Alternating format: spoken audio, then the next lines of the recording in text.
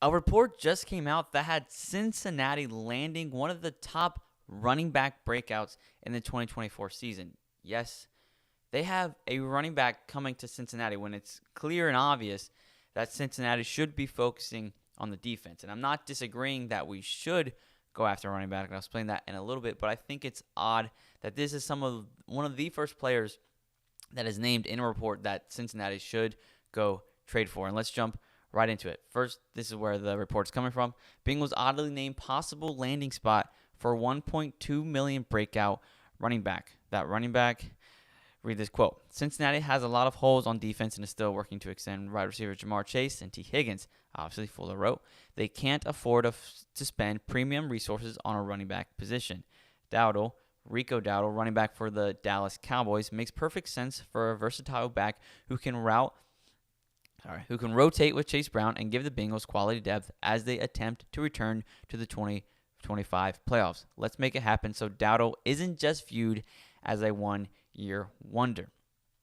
I love Dowdle. I think he had a great season with the Dallas Cowboys. He actually has starting to get on a roll. I think he is a breakout running back in 2024, obviously. I think he is going to be a good running back going forward in the NFL. But with the needs that Cincinnati has, I personally don't think this is the right move.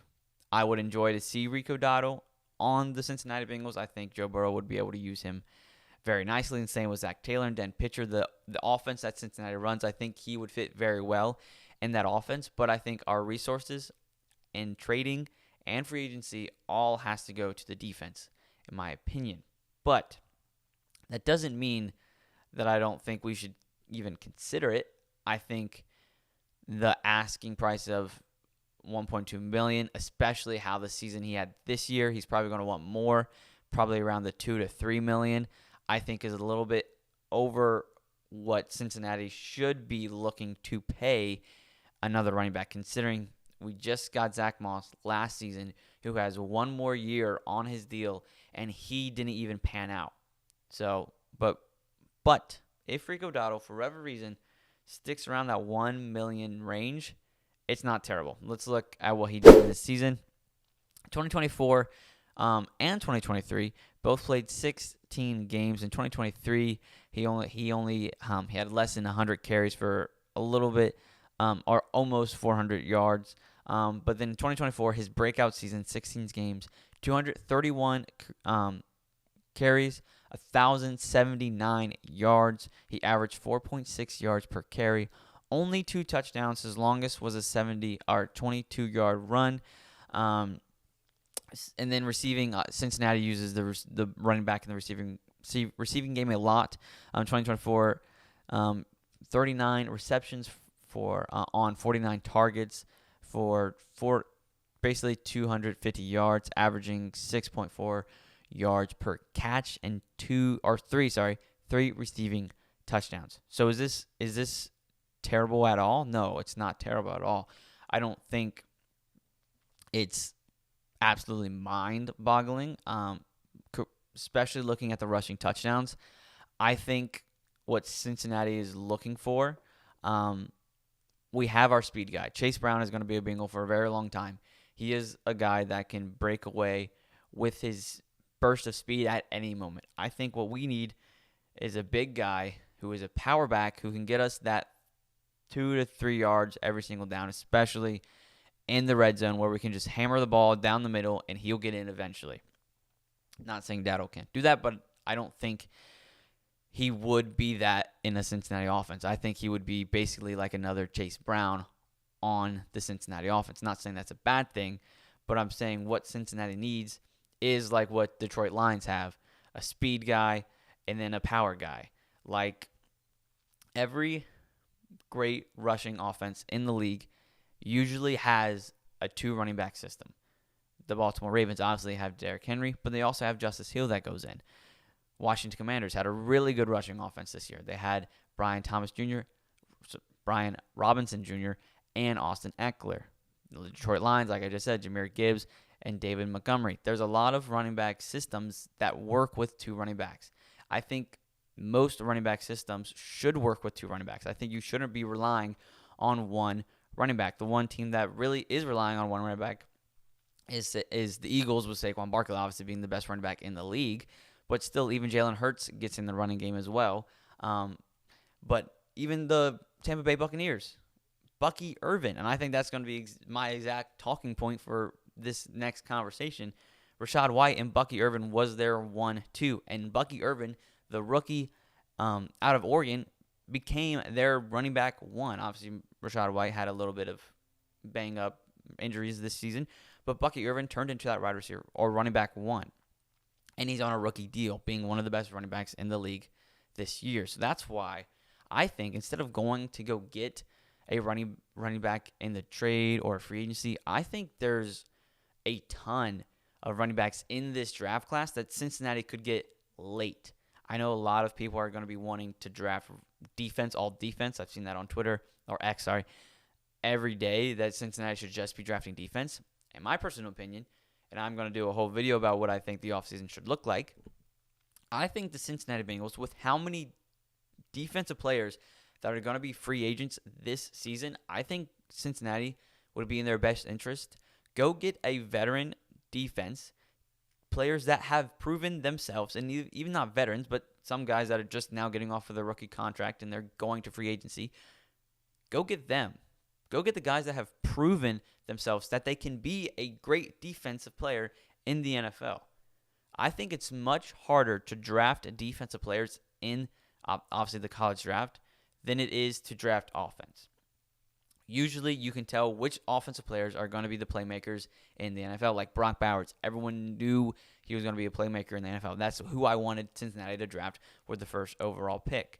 But with defense, there's so many things that go into the defensive player transitioning from college to NFL. It's so much harder to pick, and that's why you need a good scouting team and a good GM that scouts really, really well. But there's so many different factors in college football where you never know if they're truly going to pan out to that defensive player you thought that they were going to be. I think it's much easier to draft offensive players than it is to draft defensive players. But if you're going after defensive players in the free agency, that's so much easier because then you actually have visually seen them be maybe not dominant, but great against NFL offenses. But that's for another video. So I would spend my 4th round pick on a running back. This is the running back draft. And it's kind of funny, the NFL is kind of going away from running backs. But there is so many running backs in this draft that there's going to be should be at least 10 running backs taken in this draft class alone. And I think there's really valuable running backs that you could pick in the 4th round. And there's 2 guys that I have seen mock draft in the 4th round every single time. And when I've done my own mock drafts, these 2 players have been available every single time in the 4th round. First one, obviously both college, both running backs, and I think they're both would fit so perfectly in the Cincinnati offense. I think it would be a waste if they were available in the 3rd or 4th round. If Cincinnati doesn't draft them, it's a waste. First is Ollie Gordon II, running back for Oklahoma State. His really true breakout season was in 2023. 2024, he kind of had a step back. But look at the 2023 stats. This is when 2023 he almost went to the Heisman final. He was almost a Heisman finalist. 285 carries, 1,732 yards, 6.1 yards per carry, 21 touchdowns. His longest was a 75-yard rush. 2024 took a little bit step back, but he had almost 100 less carries. 100 less carries for 190 carries. 880 yards, so he was almost at 1,000 with 4.5 yards per carry, 13 touchdowns. His longest was 68, even though he didn't have his magical 2023 season like he did in 2024. I think there's so much potential with Ollie Gordon II. He's such a massive guy. He's insanely massive. And look, he averages 5 yards per carry. If Cincinnati could draft him in the 4th round, why would you not? Why would you not draft him? If you're in the red zone, just hand it off to Ollie Gordon every single time. I can promise you he's going to get in the end zone at least one of the downs. You have Chase Brown, right? Oh, even receiving. I forgot to go to receiving. Look, 2023, his magical season.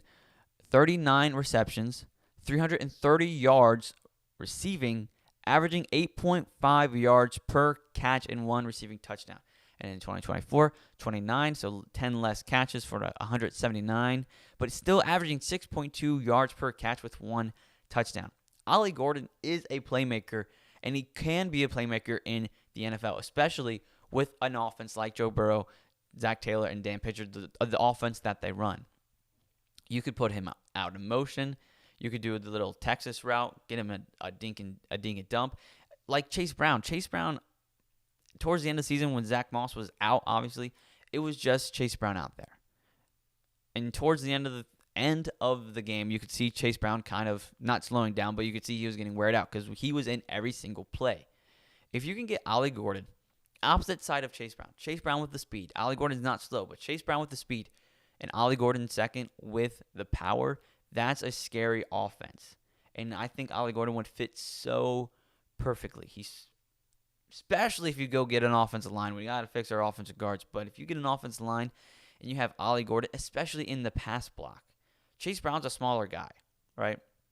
He's not the best pass blocking running back. He is good at it. He can do it. But if you get a guy like that, Ollie Gordon, and have him in the pass block, I think that is a significant improvement for the Cincinnati offense, especially with his skill set at running back. I think Chase Brown with Ollie Gordon the second would be one of the best running back rooms in the NFL, especially in the AFC North. Next, you probably saw a little bit of sneak peek, but Cam Skattebo, running back for Arizona State. He was first at Sacramento, but then transferred to Arizona State in 2023 and 2024. 2023 stats had 164 carries for 783 yards, averaging basically 5 yards per carry and 9 touchdowns, longest 66. And his true breakout season was this season where Cam Skattebo led Arizona State to the college football playoffs, almost should beating Texas. But anyways, in 2024, 293 carries for 1,711 yards, so basically 6 yards per carry with 21 touchdowns. And he got involved in the receiving game a lot. 2024, 45 catches for 605 receiving yards, averaging 13.4 yards per catch with 3 receiving touchdowns. If you're not looking at Cam Skattebo and you don't want him on your team, you got to get rid of your scouting team. Go watch. If you have never seen Cam Skattebo play, go watch his highlights. This man is insane. He's a smaller guy like Chase Brown, but he is a pinball. Nobody can tackle him. Texas, one of the best defenses in college football, couldn't tackle him. He was doing this stuff against first rounders. No one could tackle him. It took every time, I bet you, averaged every time he would have the ball in his hands, it took at least 3 guys to tackle him. He's averaging 6 yards per carry. If you hand it off to Cam Skattebo 3 times in a row, that's 3 first downs basically. Cam Skattebo is going to be probably the steal of the draft. When it gets to the 3rd round and 4th round, that's the player I'm looking for. If I'm Cincinnati, instead of going to go get a player like Rico Dowdle who's going to be over $1 million, why not go draft Cam Skattebo or Ollie Gordon in the 3rd or 4th round? That is going to be $200K rather than $1 million, and they're going to have them for next season on their rookie contract for a lot less money than a player like Rico Dowdle would be. And I think Cam Skattebo and Ollie Gordon II would fit more in our scheme than Rico Dowdle. Anyways, we already have the speed guy in Chase Brown. We have the guy that can break away if you do the little sweeps, but then you need a guy who can hand it up the middle, and you know they're going to get those 3 to 4 yards. That's Cam Skattebo, and that's Ollie Gordon. Even Cam Skattebo, pass block. He's an amazing pass blocker. And Cam Skattebo is going to be a utilities player. Yes, his main position will be running back, but you can put him out at slot. Arizona State put him out in slot a lot, and especially on wide receiver on screen passes. That's most of his yards come from those screens. Because he's so hard to tackle, if you operate the screen pass effectively, have the offensive lineman out there to block for him, he's guaranteed to get at least 8 yards on a screen pass every single time. Especially if you have a concept where Chase Brown and Cam Skattebo are in the backfield at the same time, put Skattebo in motion to go to the slot, and then put Chase Brown on a little Texas route, there's no stopping that offense without a doubt in my mind, especially who I think we should draft in the first round. Depends on some signings if T. Higgins stays or whatnot. But Cincinnati could make their offense the scariest offense in NFL history with this draft class. And I think that starts, honestly, with what they do late in the fourth round or in the third round. Because I think both Cam Skattebo and Ollie Gordon in the second will both be available without a doubt in my mind in the third and fourth round. I know there's going to be a lot of teams that are looking for these two players, especially Cam Skattebo, in the third or fourth round because they know of how much a playmaker he can be and how much of a steal of a draft he can be. So my pick between the two would be Cam Skattebo. But my next would be Ollie Gordon in the second, without a doubt in my mind. Either of these two players would make a significant improvement to the running back room. And I know we still have Zach Moss for another year, but I think he showed early in the season that he wasn't going to be a running back one in Cincinnati. It is clear and obvious who the running back one is, and that's Chase Brown. But if you can add Cam Skattebo to that depth and Ollie Gordon to that depth, I think that improves the running back room that much. And I think even at that point, it would be Chase Brown running back 1, Cam Skattebo running back 2, or Chase Brown running back 1, Ollie Gordon running back 2. I think they're that good of players. But that's what I think we should do in the running back room. Like this video, comment on what you think we should do in the running back room, if you think we should go after Rico Dowdle, or is there another names in the draft that you want to go after? There's a bunch of running backs in this draft that I think could be great players for Cincinnati, including like Quinshon Judkins. He's a more of a power back. There was going to be 2 Penn State running backs with Nick Singleton, but they both returned to the Penn State this next season. So there's those 2 names have come out of the draft, but there's still a ton of running backs. Kyle Munungai from Rutgers, he's a power back that could be really good, and you could draft him probably in the 6th round. There's a lot of running backs in this draft, so let me know who you think we should go after, or if we shouldn't draft a running back at all and you'd rather go get one in free agency. And if you do think we should get one in free agency, who do you think that is? But don't forget to subscribe to the Bengals Digest channel for all the Bengals updates, trade rumors, everything going on in Cincinnati will be here on the Bengals Digest channel. Thank you so much for watching. I'm Carson Lokey. See you next time.